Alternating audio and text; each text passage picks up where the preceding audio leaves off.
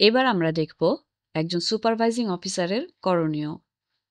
প্রথমে icms.gov.bd web অ্যাপ্লিকেশনে একজন সুপারভাইজিং অফিসারের আইডি থেকে লগ ইন করতে হবে। এরপর সুপারভাইজার, কোডার, উপজেলা থানা, জোন এবং ইনিউমারেটর সিলেক্ট করে নিতে হবে।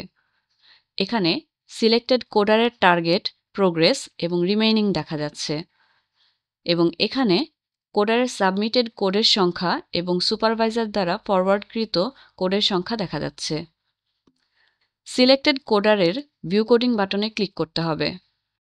এখানে সুপারভাইজারের ফরওয়ার্ডকৃত একটি কোড পেন্ডিং আছে। একজন সুপারভাইজিং অফিসার এখানে 3টি বাটন দেখতে পাবেন। রেড বাটনটি হল ব্যাক টু কোডার, গ্রিন বাটনটি হল ভিউ ডিটেইল, ব্লু বাটনটি হল অ্যাপ্রুভ।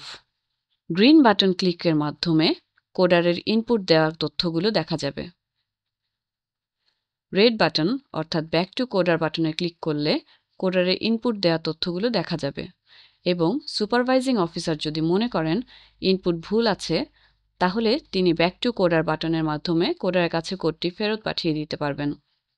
ব্লু বাটন অর্থাৎ অ্যাপ্রুভ বাটনে ক্লিক করলে কোডারের ইনপুট দেওয়া তথ্যগুলো দেখা যাবে এবং সুপারভাইজিং অফিসার যদি মনে করেন ইনপুট সঠিক আছে তাহলে তিনি অ্যাপ্রুভ বাটনে ক্লিকের মাধ্যমে কোডটি অ্যাপ্রুভ করতে পারেন।